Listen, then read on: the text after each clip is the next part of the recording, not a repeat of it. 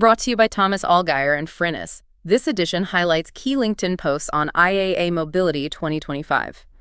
Frinnis supports enterprises with market and competitive intelligence, decoding disruptive technologies, customer needs, regulatory change, and competitive moves so product teams and strategy leaders don't just react, but shape the future of mobility.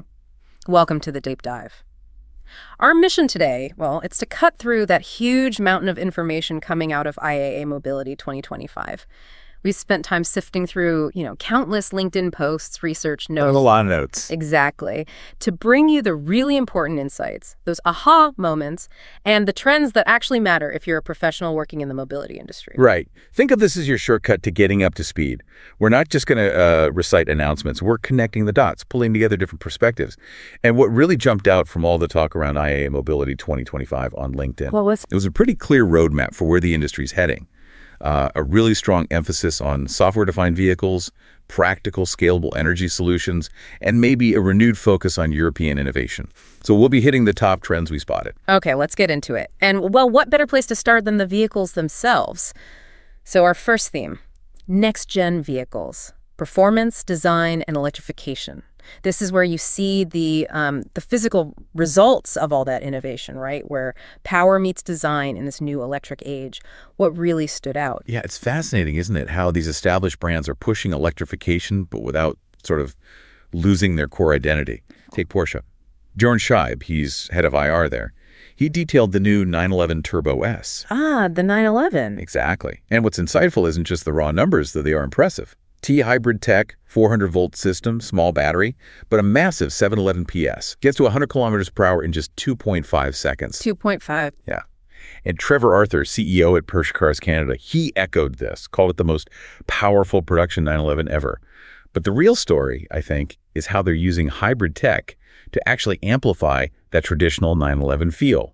The new HPDCC chassis control, their active anti-roll system, specifically mentioned for more precision. So keeping that Porsche handling. Precisely. Keeping that feel even with the hybrid complexity. It's a clear sign for performance brands. Electrify, yes, but don't lose your soul. 2.5 seconds. That's just wild for a production 911. But okay, beyond the absolute top-end sports cars, we saw big moves in electric SUVs too, didn't we? What does this push for performance and luxury in EVs tell us about where the sort of mainstream market is heading? It tells us electrification isn't just about being green anymore. It's about the premium experience, expanding what the car can do.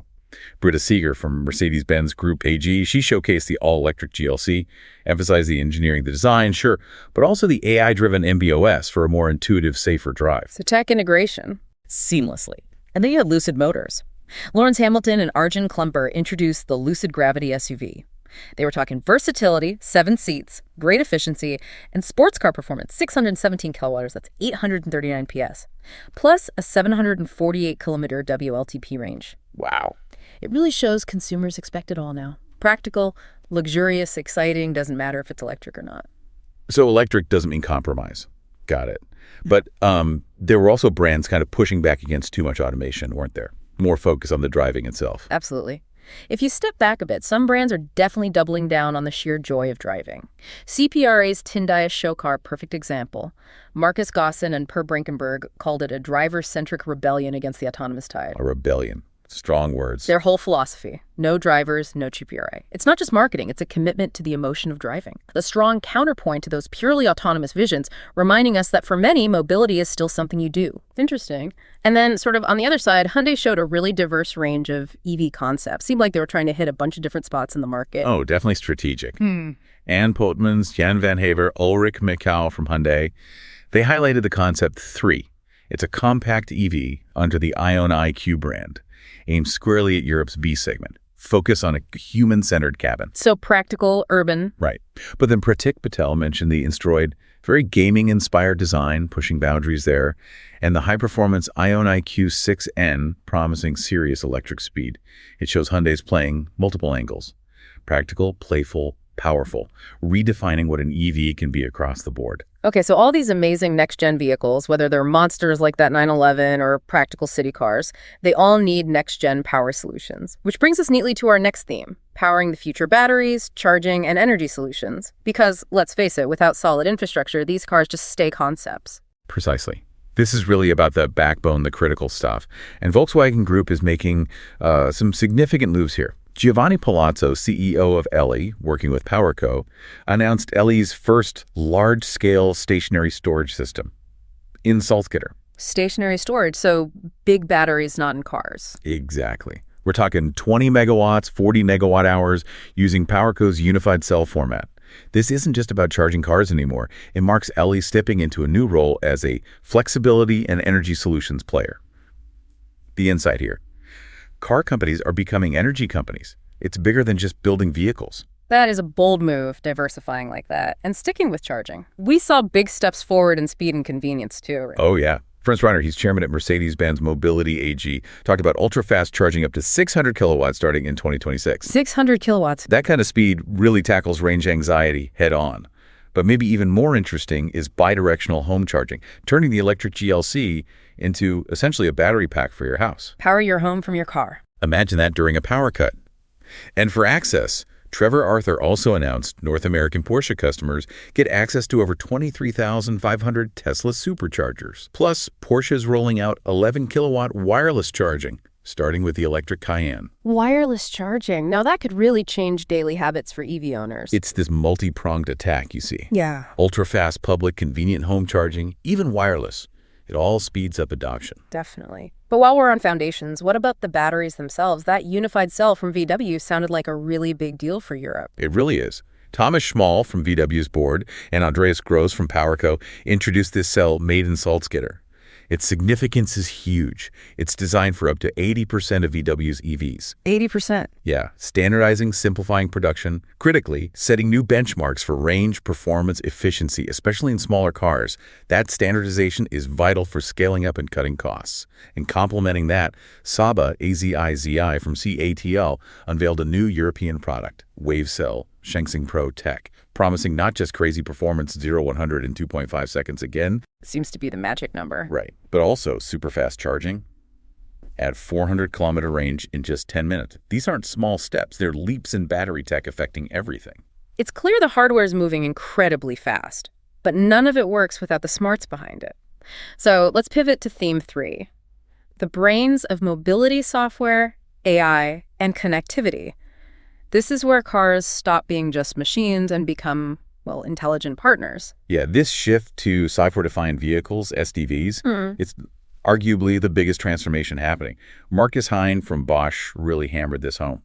Software-driven mobility isn't future talk. It's here now. Requires new thinking, flexibility, partnerships. So like a whole mindset shift. Totally. And Matthias Pillen, CTO at Bosch Mobility, detailed their move to centralized EE architectures. Basically, fewer, more powerful central computers instead of tons of separate little ones. Simplifies the car's nervous system. This enables things like Vehicle Motion Management VMM, which coordinates everything for a smooth personal drive, and high-performance computers, consolidating infotainment, driver assist, all onto a single system on chip. It's a fundamental vehicle redesign. That consolidation sounds massive, and it must really open the door for more advanced AI, right? How fast is AI actually getting into cars? Faster than maybe we thought. Akash Palkhiwala from Qualcomm announced a partnership with Google Cloud, bringing agentic AI to cars. Agentic AI, what's that exactly? It means AI that gets context, anticipates what you need, acts proactively, way beyond just voice commands. They're using Google's Gemini AI with Qualcomm's Snapdragon digital chassis. The goal, real-time help, truly personal interactions in the car. Wow, okay. And speaking of experiences, Nils Wolny, CEO of Holoride, showed off their geospatial intelligence platform, enabling dynamic soundscapes with Dolby Labs and AI audio travel assistance with Valtech Mobility.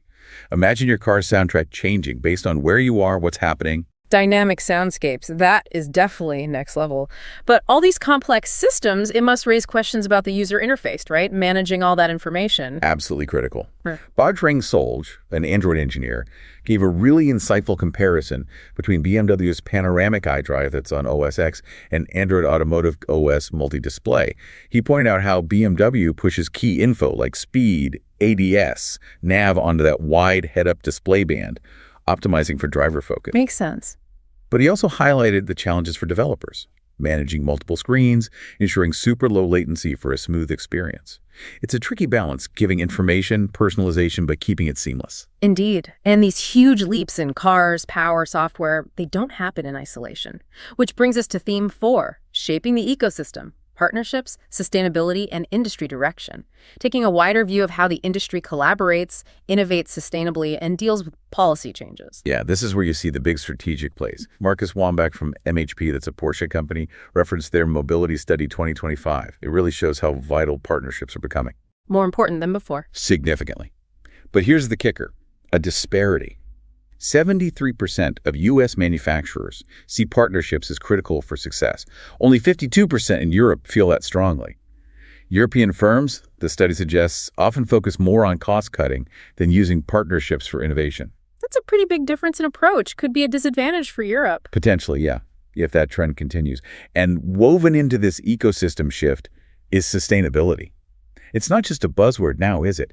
It's really becoming core to design. Seems like it has to be. Absolutely. Eva Haberschreck from Magna, for example, presented their embedded eco-design pillar, focusing on lower emissions, better material efficiency, more circularity right from the start. And Julia, Dr. Ing Hobom, discussed the new EU battery regulation. Manufacturers are now legally responsible for the whole battery lifecycle collection, recycling, making sure it's a closed loop. It's about building sustainability in. Right, not just adding it on later. But the path forward isn't always clear-cut. There were definitely some policy tensions mentioned. For sure. Mario Buchinger's post, for instance, warned that lifting the so-called combustion engine ban, which he points out isn't really a blanket ban, would seriously hurt the industry. Called it clinging to a dying technology. Strong words again. And Haig Myborg pointed out this interesting paradox. European car makers showing off amazing EVs, while also lobbying to extend deadlines for combustion engines. Raises questions about Europe's credibility, its leadership in the transition, highlights that internal conflict. Yeah, it certainly makes you wonder about the long game. So how does Europe navigate all this? Stay strong as an auto hub? That's the multi-billion-dollar question, isn't it? Nicholas Cordes mentioned VW Group CEO Oliver Bloom addressing exactly that. E-mobility affordability, autonomous driving challenges, and keeping Europe strong. And Andreas Venus from McKinsey laid out a 9-point action plan for European auto success, focused on economics, resilience, abatement, with digital and AI as key enablers for jobs and green innovation. It's a comprehensive view, really pushing for proactivity. Okay, this has all been super insightful about the tech and strategy. But what about the event itself, IAA Mobility? Let's bring it back to IAA as a global hub, the event's impact and urban integration. How did Munich itself become part of the show? The scale and importance were really clear. Hildegard Miller, president of the VDA, reported over 350 world premieres and innovations. That's huge. And Stefan Rummel, CEO of Messe-München Group, confirmed Munich is locked in as Europe's mobility capital for IAA through 2031. He stressed that unique open space concept, integrating mobility right into the city. Taking it out of the exhibition halls. Exactly. And what really struck me was the global growth. Lin Zhang from VDA China noted a big jump in Chinese exhibitors. 116 this year, up from 75 in 2023. Shows just how dynamic and global this industry is now. That Chinese increase is definitely a sign of the times. And the city integration sounds like it made things tangible for everyone, not just industry folks. Totally. Thomas Greats from Siemens Handling Commuter Trains shared how they had a full-scale 1.1 model of Munich's new S-Bahn right there in the open space. People could see the spacious seats, USB-C, Wi-Fi, digital info. Like a sneak peek of their future commute. Pretty much. Christian Ribeiro from Siemens called it living room comfort and a tech marvel. And Jürgen Mindel from VDA mentioned the Allianz Arena lit up specially for IAA. The whole city felt like part of the event. Sounds like a fantastic way to get the public involved. So beyond the big displays, how else did IAA connect with, regular citizens and communities? That's key, right? Connecting the big vision to daily life. The event was really interactive. Test drives, obviously, but also a citizens lab at Marienplatz. That's where initiatives like Minga focusing on automating public transport, presented by Christian Freimoser, got showcased. And Mopla Solutions, tackling mobility gaps in rural areas, highlighted by Sandra Winnick. So not just city tech. Exactly. It shows the future of mobility isn't just shiny city cars or tech hubs. It's about connecting all communities, making solutions relevant everywhere. If you enjoyed this deep dive, new editions drop every 2 weeks. Also, check out our other analyses on electrification and battery technology, next-gen vehicle intelligence, and commercial fleet insights. Thank you so much for joining us as we unpacked IAA Mobility 2025. Yeah, thanks for listening. As we've sort of explored, mobility isn't just about cars anymore, is it? It's really about how we connect our lives. High-performance EVs, sure, but also efficient public transport, smart rural solutions, and with AI and software changing everything so fast, the real question, maybe for you to think about, is how will our own definitions of speed, convenience, and even community, how will they ultimately reshape what it means to be truly mobile in the years ahead? An excellent thought to leave us with. Don't forget to subscribe for more deep dives into the future of your industry.